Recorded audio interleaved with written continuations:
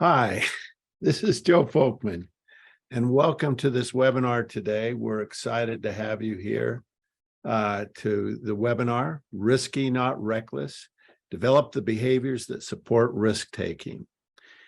So we've got a all-star cast on the webinar today. Bree, tell us about who's going to be with us.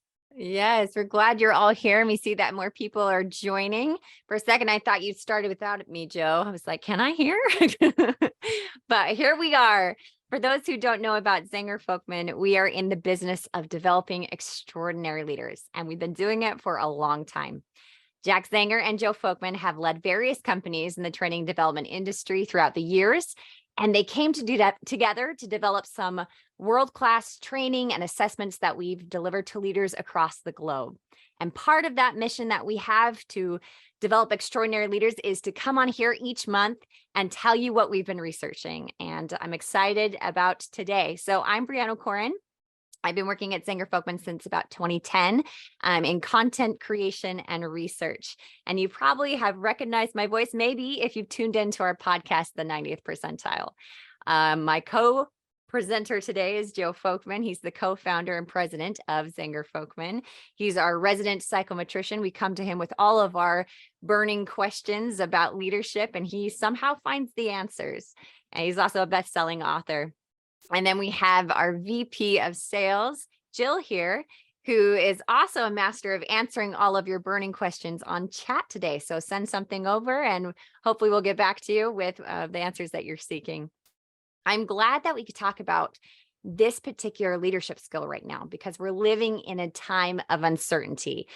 With this possible looming recession, there's a lot of change happening and people are seeking a steady ground right now. And hopefully, as we take apart this skill of taking risks and what we've learned from those leaders who are the best at it, it'll give you the confidence to lean in and embrace this moment of uncertainty and use it to your advantage. So we're going to start off with this beautiful woman here on our screen, the Marie Curie. You've probably heard of her.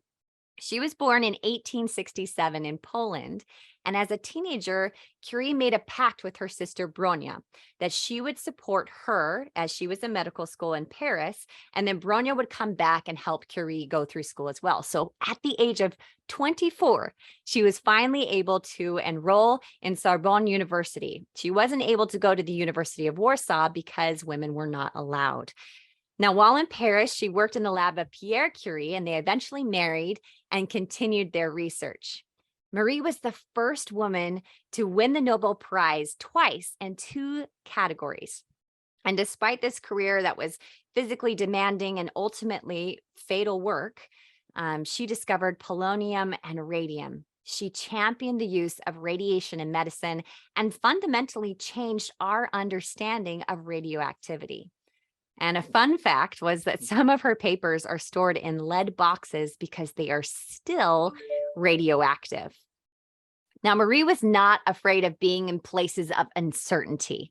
She was open to discomfort and risk. And one quote that I love from her was, "It was like a new world opened up to me, the world of science, which I was finally permitted to know in all liberty." What a passion for risk-taking, right?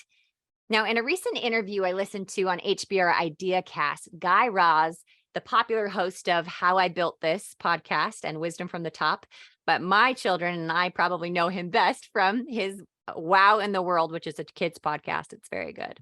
He shared the 3 most common characteristics of successful entrepreneurs based on these years of research that he's done with over 700 CEOs.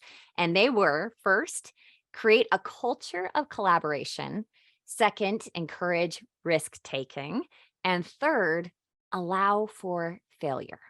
Of all the different leadership skills and strengths that you could have out there, this is what stood out the most for those who had been able to take their businesses to the next level. And it makes sense. And on this next slide, as you look at this list of names we have out here, you'll see prominent CEOs, industry titans, and change makers. These are the names that we know so well, partially because they were willing to take those big risks to get there. And it wasn't just one big risk, it was a lot of risks, a long fight filled with lots of failures too. But today, we want to look at risks on another level, not just the CEO miracle story level, but the everyday level where any individual in any capacity should be asking themselves, why should I be open to taking more risks? Well, first off, it is because comfort and complacency create stagnation. There was a fascinating study done at Yale University. Researchers found that we only learn when we are in places of uncertainty. And that's a good thing because we don't want to learn all the time. But organizations sometimes get trapped in these two statements that come from a place of comfort. And you might have heard them or you might have said them. You can see them there. We've always done this. And if it's not broke, don't fix it. Now, just because something isn't broke doesn't mean there isn't a better way. And when we enter a zone of uncertainty and try something new, learn something in the process, great things can happen. And one of those things that can happen is learning what absolutely does not work. So today we want to change your mindset and look at risk in a new way that isn't so intimidating and develop the behaviors and practices that allow more success and stability in the risks you assume. So I'm going to turn it over to Joe, who's looked at our global database. What's it looking right now in terms of risk taking? It was interesting, Bree, because as I looked at risk taking, I found that in terms of the ratings of effectiveness, it is rated 7th highest. And so that's saying that risk is pretty important to people, that if you do it well, and we're going to show you in a minute, the impact of doing it well, because you tend to be promoted a little bit more. That was really interesting. It was rated that high. Yeah. But it was fascinating when we looked at the importance rankings. We asked people, how important is each competency in terms of your ability to be successful in your current job? And you can see it's rated number 17. Not So great. it seems like people think risk is important, but they don't want you to take risks, right? Be Yeah. safe. Don't be sorry. Be careful. Don't risk anything. So this is the yin and yang with risk. We sort of admire it. We know that it's critical, but at the same time, we're afraid of it. And we're going to explore that today and talk about the issues associated with risk. One of the things that we know about risk-taking is, as you think about leaders and who's going to be the most effective leader and who are you going to promote, I think risk-taking is part of the formula. As you can see here, if you're an individual contributor, only about 23% of them and supervisors were rated in the top quartile on risk-taking, but top managers, 28% were rated in the top quartile. So it's a characteristic you want in a senior leader. We looked at the functions in the organization and said, which functions have the most risk takers? Surprise, surprise, it's sales. Jill, I think you could defend that a little bit. 37% are rated in the top quartile, legal 32%. Now that's kind of funny because we don't think of legal as taking risks, but they have, they kind of try to push the envelope occasionally. General management, 29%, and customer service. But then if you look at the bottom of the list, who doesn't take risks? Surprise, surprise. Safety, quality, and manufacturing. They avoid risks at all costs. Re-explain this next slide to us, if you will. Yeah. Another area we looked at taking risks is gender. And this is one of the competencies. We have 19 competencies we measure. And there were 3 of them that males were better at. And the difference here is not huge, but it is statistically significant. And there's a lot to unpack with this as far as cultural, social, political, economic position that women are in. So I just wanted to add a little bit to this conversation. A lot of people say, well, women just don't take as many risks, or it's not really part of who they are. But in 2023, a new study that was published in the Psychology of Women Quarterly found no evidence for gender differences for risk-taking at work. However, the women in the study reported more negative consequences when they did take those risks. And in a conversation we had on our podcast recently with Sarah Critchfield, she commented that the people who buck the status quo pay a price, and it's higher for women, full stop. The women in this study felt that because the consequences were so different for them when the risk didn't work out, it made them less likely to want to take risks in the future. Men, on the other hand, in this study reported more positive outcomes from their risk-taking at work. The point is that regardless of any gender, efforts should be made to check our conscious and unconscious biases to ensure that everyone receives the same rewards for the same risks that are taken, right? Because we all benefit from a more equitable future for everyone. Now, this was a really interesting study that Joe did. If you look here, we need risk, like he was talking about before, to ascend to these higher leadership positions. This is a skill that's important up there. And when we looked at women in our database who were great at taking risks, this is what we found. Taking risks was really unique, and it had this ability to shine a light on your overall effectiveness. You can see in this chart just how high these effectiveness scores were in these other areas, these other skills that you see for these women who were good at taking risks. So we know that this is a skill that when you have an outstanding strength in it, it sets you apart. So as a woman, if you want to stand out, take a risk, right? Yeah, take more risks. Okay. Well, it's interesting in our research on risk taking, if you look at two outcomes, let's say there's a competitive situation or there's a cooperative situation. And so we went to the literature and looked at this, and we found it's interesting because in a competitive situation, risk taking helps. It creates this sense in people that you're powerful and prestigious.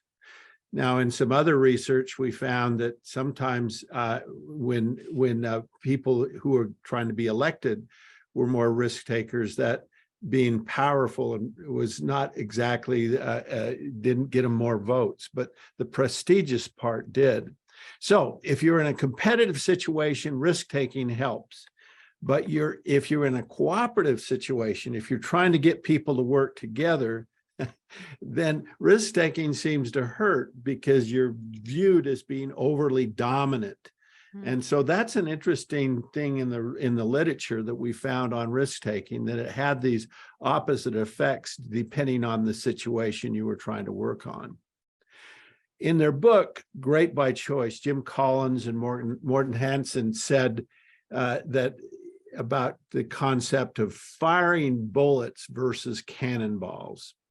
And as you think about risk-taking, you don't want to bet the ranch all the time. You want to sort of look at it. And what I loved about Sarah Critchfield is she talked about these experiments. And she had a really successful business that she ran. And part of what they did to really be successful was they ran hundreds of experiments on this website to see which title worked the best and which theme worked the best. And she'd do A/B testing and testing all these different alternatives. Now, it didn't take a lot of time and effort to do these tests, but doing the tests really gave them the insights of what's going to work and what's not going to work. That's the idea of firing bullets, not cannonballs. Now, if you look at the impact of having a risky manager, what we did is we just looked at the results of direct reports. And this is data from 5,685 leaders, where we looked at the direct reports ratings on engagement. Would a person that takes risk, would a leader that takes risk be rated higher on engagement or lower on engagement? And it looks like the higher you are rated on risk, the higher the engagement of the direct reports that work for you. It was a valued quality from direct reports. We also ask the direct reports this question: am I confident that our goals will be achieved? Are you confident that the goals of the organization will be achieved? And this looks at the effectiveness of leaders at taking risks. And as you can see there, the more a leader is willing to take risks, the greater confidence people have that a goal will be achieved. So risk-taking actually gave people confidence. It also affected the intention to leave. Leaders who avoided risks, 47% of their direct reports were thinking about quitting. Those who embraced risk-taking and did it well, only 16% were thinking about quitting. This final study looks at what I think is one of the most important variables as we in leadership, and it's discretionary effort of direct reports. It's their willingness to go the extra mile, to put in extra time and effort and work. It's the opposite of a topic we've heard called quiet quitting. These are the people that are willing to do more.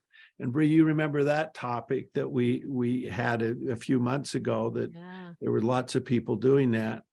And so as you see here, the more leaders are willing to take risks, the higher the percentage of direct reports are willing to give extra effort, go the extra mile, put in that extra time and effort and work.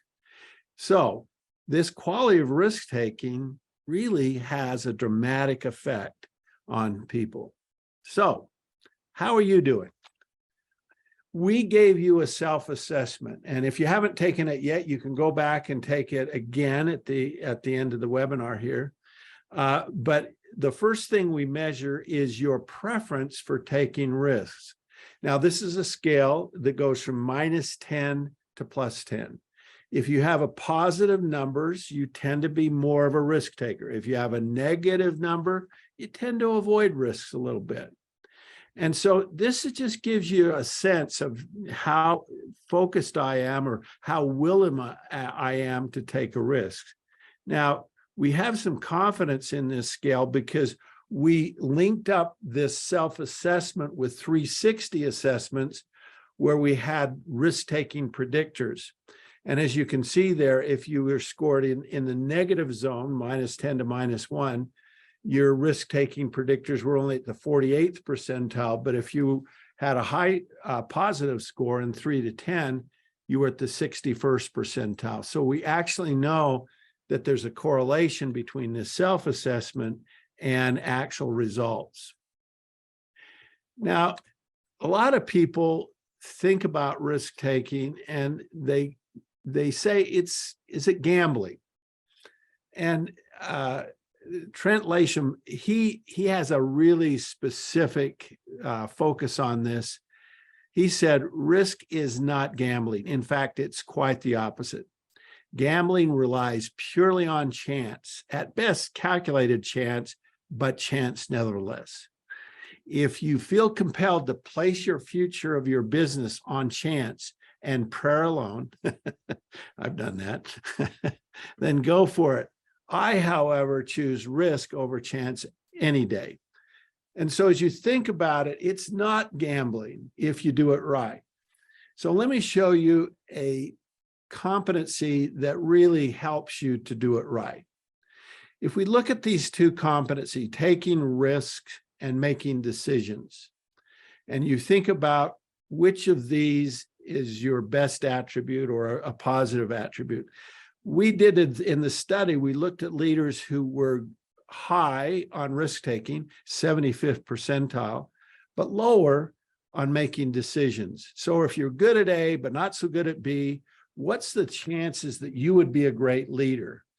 And this is going to impress you a lot. It's a whopping 4%. That's not great. Not great for those cliff jumpers, right? Yes. Oh, well, yeah.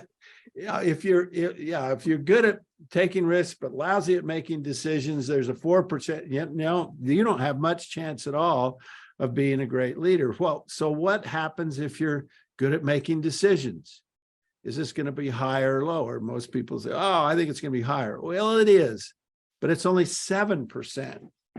Now, what happens if you're good at both? if you're good at taking risks, if you're willing to push the envelope, if you're willing to try stuff that hasn't been tried before, but you also are careful to make decisions. You do the analysis, you do the homework, you'd expect 11%, but you actually get 83%. This is what we call a powerful combination.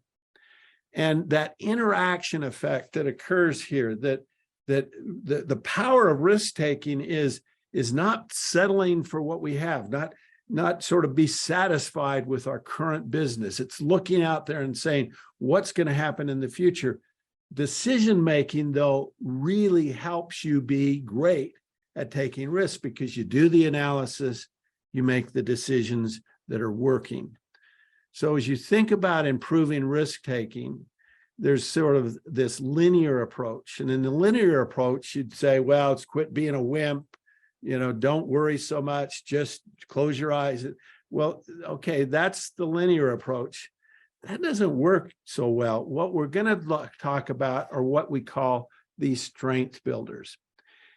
In our research, what we did is we looked at all the data we had on risk-taking, and we looked at those leaders who were risk-taking and what they did that helped them take risks effectively.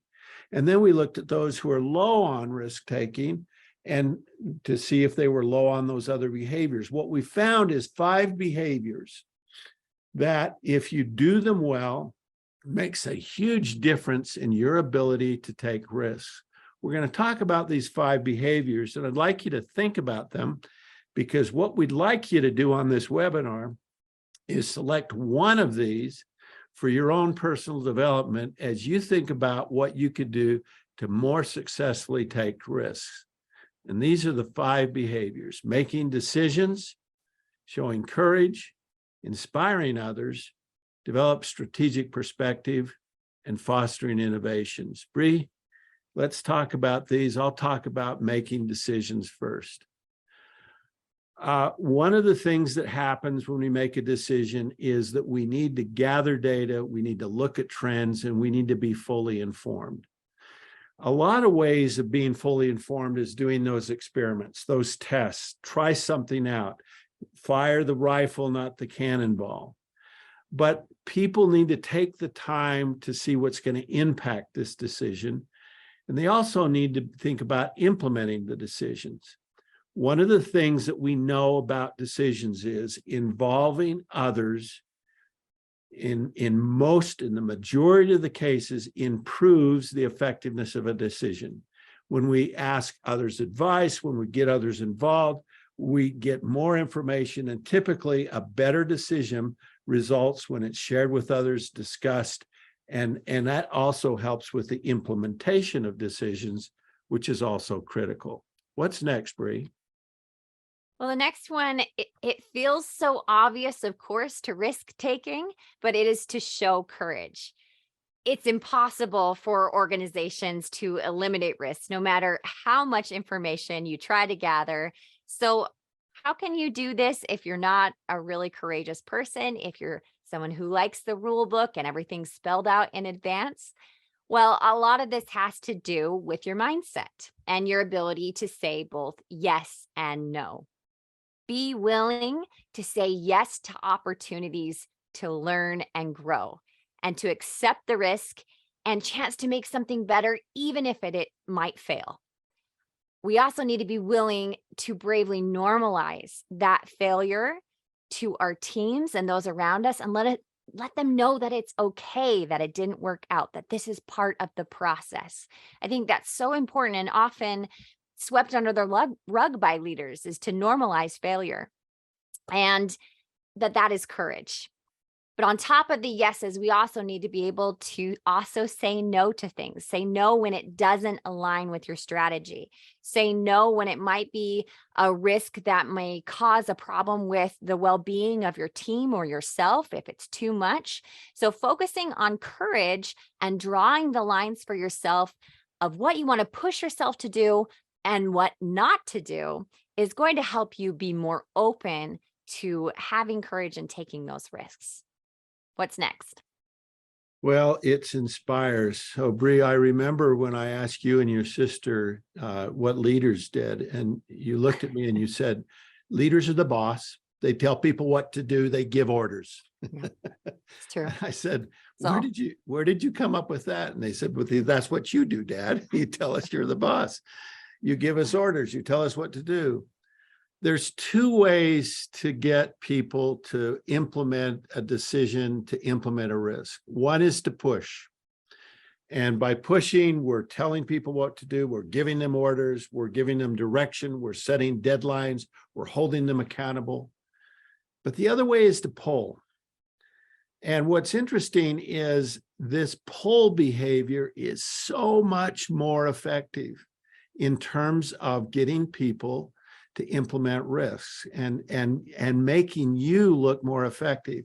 Pulling behavior is getting people excited, using passion and energy, getting them to want to accomplish a difficult goal. Let me show you our research on this. We looked at leaders who were good at pushing and good at pulling and poor at pushing and poor at pulling, bottom quartile, top quartile. So if you're low at push and low at pull, your ability to be good at risk taking was at the 11th percentile. So what happens if you're high on push but low on pull? Well, then this number is going to go up. How much? Well, whopping 7 points. You can see that push behavior doesn't have very much positive effect on risk taking. But look what the impact has when people are high on pull and low on push. Risk taking goes up to the 83rd percentile.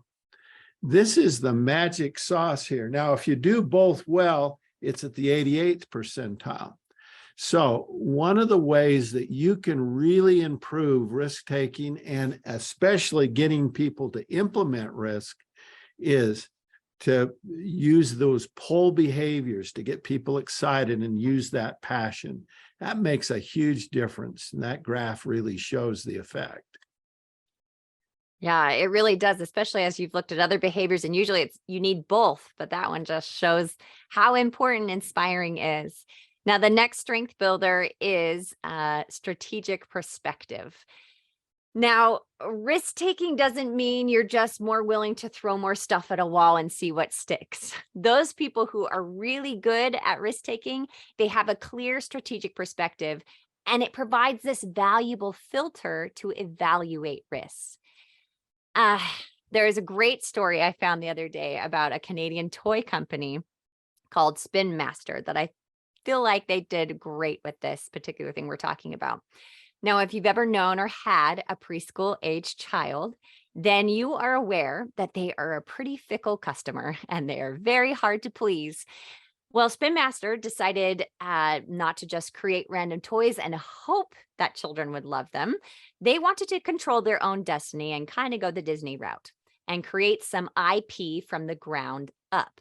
This was a big risk.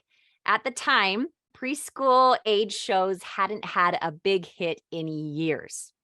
So they sought out the best creators in the business to figure out what it was that this group of preschool age they clung to that was rooted in action, adventure, and transformation. Now, they got some different proposals back. One of those proposals was from the artist behind Bob the Builder, Keith Chapman.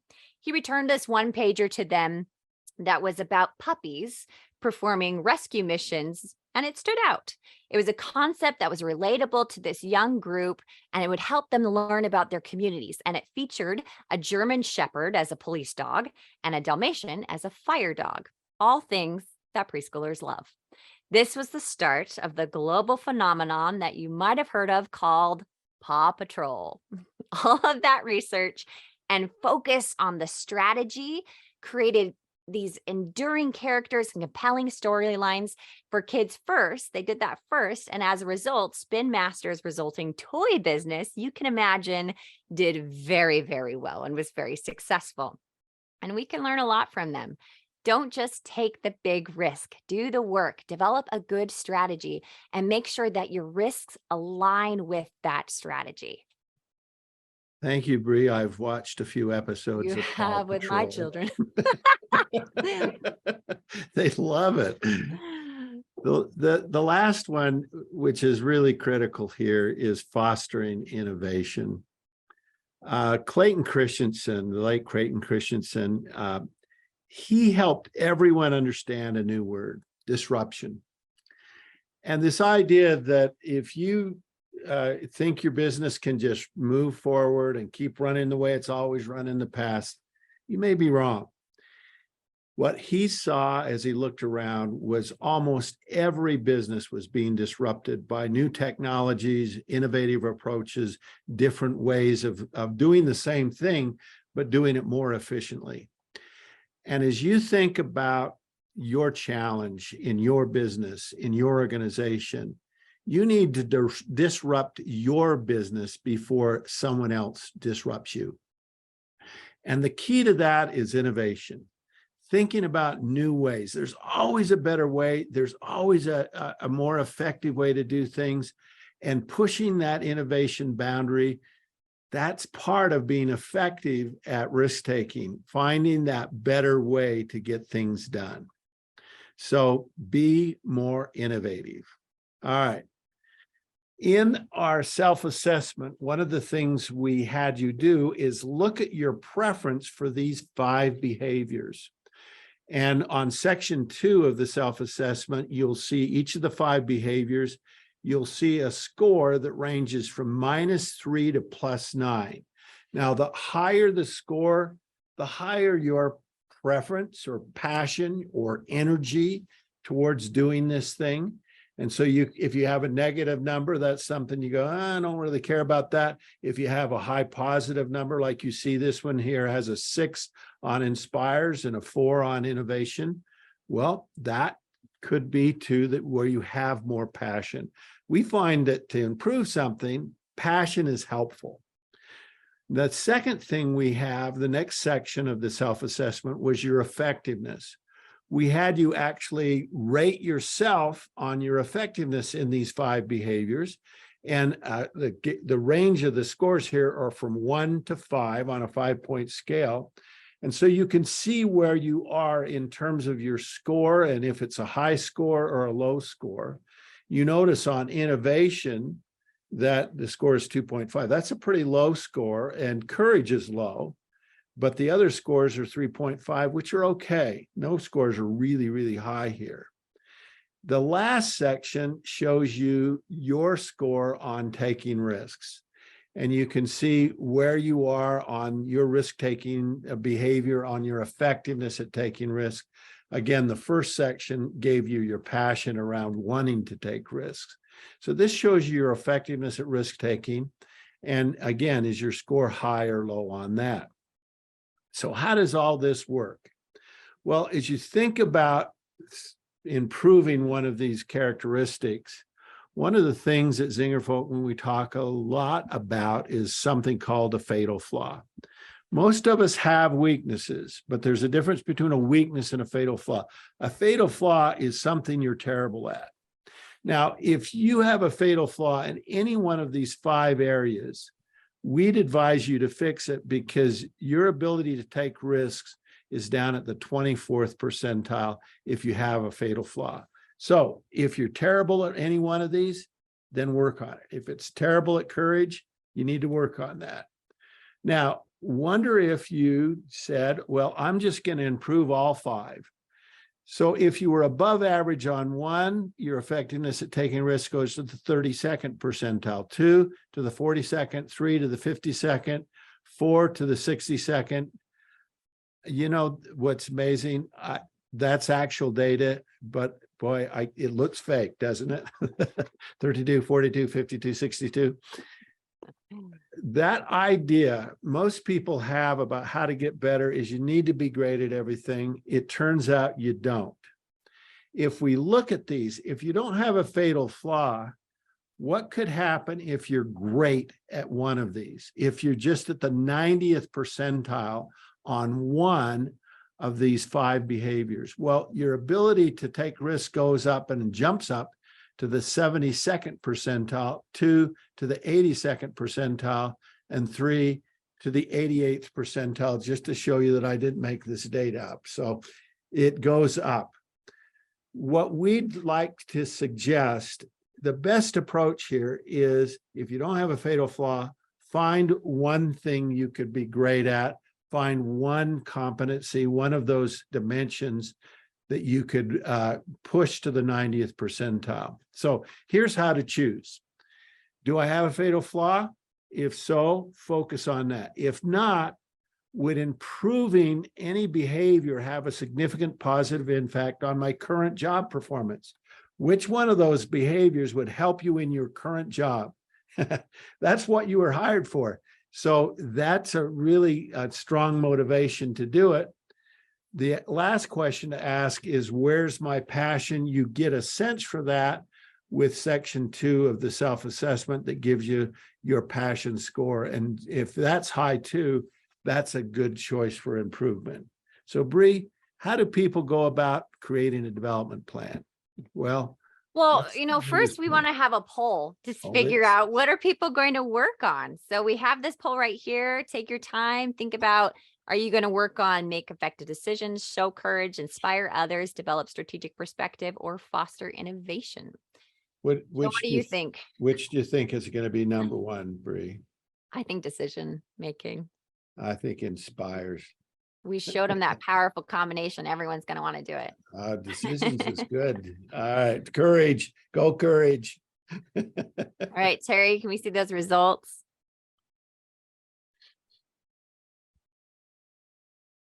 Oh, okay. Inspire others. You convince them with that poll, that really amazing poll graph. Decision making 26. Okay. 26. There you go. Followed by that. Well, we are wanting to help you with whatever one you chose. So we have this great development guide. We give them with all of our micro learning sessions, and you will have access to it after completing the exit survey that will come after this. You can get it. And what it has is more details and ideas for how you can utilize these strength builders and develop them and to be better at taking risks. Now, in closing, we have some wise words from Eleanor Roosevelt herself. Do one thing every day that scares you. This is the invitation that we have for you today, is to open your mind and heart to leaving your comfort zone. I was thinking about it, and during the pandemic, we were forced to leave our comfort zones. We really didn't have much of a choice.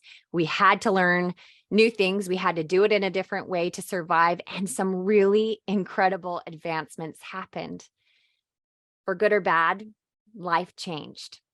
And maybe that change was so drastic that right now you are seeking comfort in your life. You don't want to be stretched, but I invite you to consider this question that I heard the other day when I was listening to this podcast called On Purpose by Jay Shetty. And he said, what is an area of your work or life that you're getting comfortable and complacent about where you do not want to be? Where do you want to be? Now, it is a little crazy right now, and you may feel like you can't catch up. We all feel that way. In that conversation we had with Sarah Critchfield, she said, remember how risky and reckless maintaining the status quo is. It's reckless, but your risks don't have to be reckless, and they shouldn't be. And as we studied these leaders and how they utilize these strength builders, we found that it took the recklessness out of it. It brought stability and strength to risks. So I'm excited for you. I hope this data that you gained from your risk assessment that you took and the research that we presented in this session helps you to do some of those things that scare you. Now, our offer today is for you to share this session with the leaders and teams and individuals in your organization who are ready for that change. So if you skip to the next slide, Joe, it says right there that we have this session of taking risk, this development experience that you can bring to your organization for $5,000, or you can look at our different micro-learning sessions that we have on our website and choose a couple to bring to your organization for that other, what is it? My screen got blocked, but this must be done by May 1st. So please go and you can indicate your interest in that when you take our exit survey. Thank you for coming today and doing this session with us. We love to hear your feedback about what you thought and how we could improve. So be sure to fill out that exit survey and remember that you can get the development guide after you do so. So thanks for participating, and we hope to see you next month.